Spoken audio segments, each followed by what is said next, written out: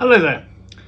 As part of my preparations for Wine Searcher sponsoring the Pinot Noir conference in Christchurch in February of next year, 2025, I'm taking a look at another New Zealand Pinot Noir, in this case pick and shovel Pinot Noir from Central Otago, more specifically from the Alexandra Basin. And it's the 2022 vintage of that. Now I thought I'd look at the Moffitt family's pick and shovel, because the Moffitt family were some of the more recent pioneers of the Alexandra sub-region of Central Otago, which is arguably the most southerly wine growing region in the world. I say recent pioneers because actually the first vines were planted in the Alexandra sub-region back in 1860, which is very early for New Zealand's viticulture. Evidently a gold miner who'd come here as part of the gold rush, somebody called Jean Desiré Ferraud, had planted vines and built a winery, and he had some success with the wines he made here. They were well received on export markets, but unfortunately for him he didn't find a ready market amongst the gold miners that made up most of the town. So in the 1880s he chose to leave the area for good. But his winery and the vineyard still exist, but maybe we'll come back to that another time. The Pick and Shovel brand was started by the Moffitt family in the early 2000s. They started the brand to build on the success they'd had with their Dry Gully Pinot Noir. They had planted the vineyard for Dry Gully in 1991. Bill and Sibylla Moffitt, along with their family, had planted a small vineyard in Earnscleugh after Bill, an Alexandra publican, had decided that he wanted a change from running pubs. Their first release of wines from Dry Gully came in 1997. The Pick and Shovel brand was developed to utilise fruit coming from newly developed vineyards in the Alexandra sub-region. Bill and Sybilla had 3 sons, and evidently they had all planted vineyards, so fruit from those went into the blend.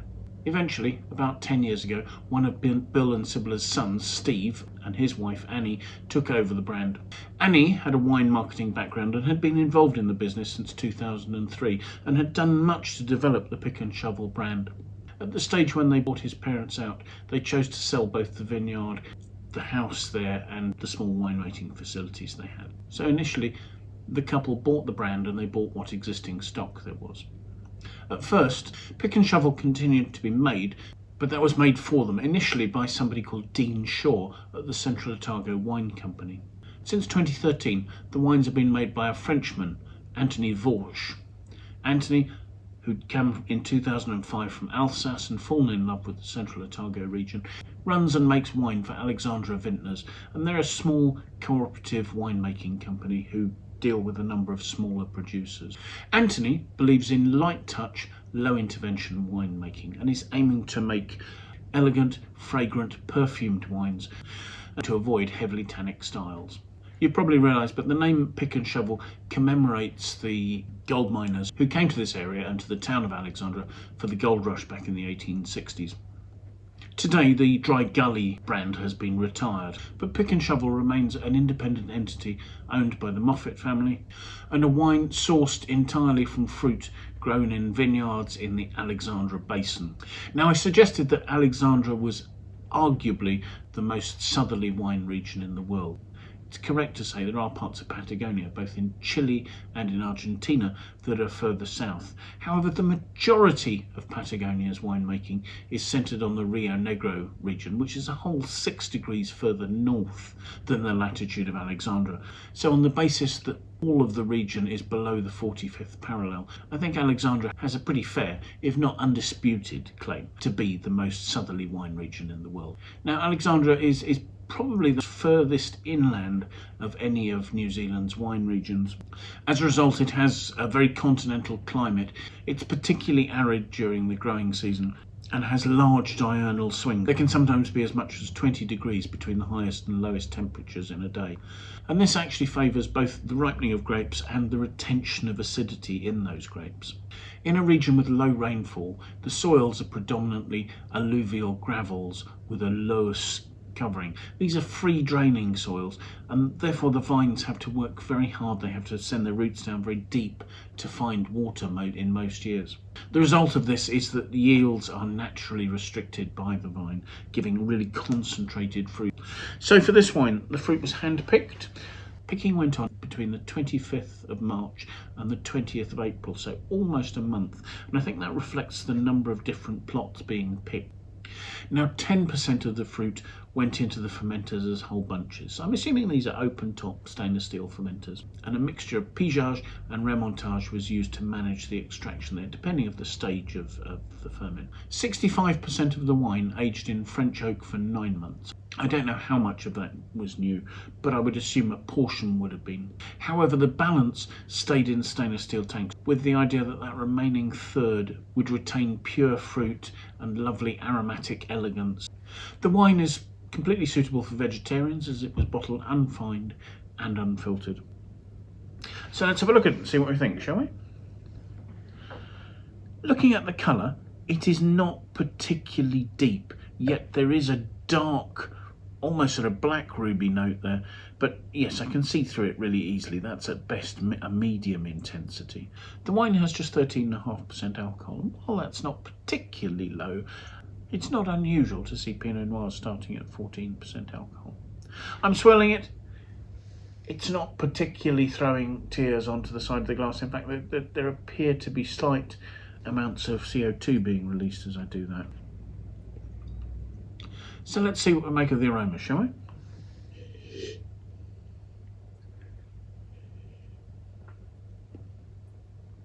Gosh, the aromas are very developed and they're very distinct. Initially, I'm getting a whiff of really quite vivid barnyard aromas. There are mushroomy notes, there are meaty notes. But actually, as I persevere, there's a riper red fruit. There's a sort of an almost sort of rich, spicy raspberry through to boysenberry note, and there are hints of cooked plum as well. There's quite obvious ripeness. So let's have a taste, shall we?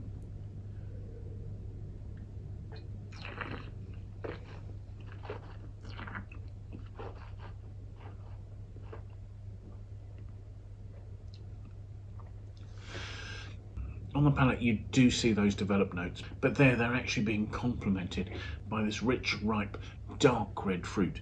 So there's almost a sort of a cooked plum, but it's a dark plum note. It's almost a hint of prune, a very high ripeness sort of touch. But there's a rich, spicy raspberry through to mulberry, hints of boysenberry. The fruit on the mid-palate has a lovely freshness, the acidities allowing the perfume to show. There are meaty touches, there are touches of mushroom, but they're actually really nicely integrated with the ripe red fruit. The wine has reasonable length, and actually the ripeness of the red fruit is what sees it through to the finish. You're not being left with those sort of savoury, developed notes as of yet. I don't think this is a wine that requires a lot of aging. It's not a hugely structured wine. There is a bit of structure running across the front of the mouth there. It was fine, it was grainy, but actually it was quite quickly overwhelmed by the quite juicy fruit. There's not a huge intensity of fruit. This is not a rich, thick, heavy wine. It's delicate and it's allowing its beautiful perfumes to show. It will probably develop for 3 or 4 years very happily, but actually it's got some beautiful fruit now. I think the quite broad, juicy black fruit style is quite typical of Central Otago Pinots. It has those mulberry and raspberry notes that then actually open up and start showing hints of dams and black cherry without quite becoming opulent. They're lovely and rich, but they don't finish with a concentration. They have a sort of ethereal Pinot Noir nature that is very attractive. Looking at the aggregated critic score, this is built up on Wine Searcher over the years. The overall score is 90 out of 100. This may be being a little hard done by. I suspect that you'll find that recent vintages will score higher than older vintages. But to me, this is a very complete, very balanced example of a Central Otago Pinot Noir. It may not be the most refined or the most elegant, but it gives a lovely combination of both freshness and hedonism that makes it a very attractive wine that's really enjoyable to drink. So thank you so much for watching. I do hope you found the video of interest. If you have enjoyed it, do please press the like button. If you'd like to watch more of these videos, it would be fantastic if you'd consider subscribing to the Wine Searcher YouTube site. That way also, of course, you can set yourself an alert to be notified every time we publish a new video. If you have any comments, please pop those in the comments box below. We'd be really interested to hear what you have to say about the wines we're looking at, the tastings we're doing, or anything else that relates to that.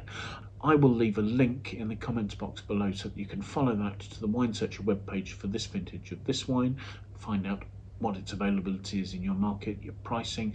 You can use the tabs on that page to find out a wealth of background information about the wine, which hopefully you'll find of interest and of use. If you have any friends you think might like to watch the video, do please feel free to pass it on to them. But most importantly, I do hope you'll manage to make some time, come and join us for another wine tasting in the very near future. Thanks again. Bye for now.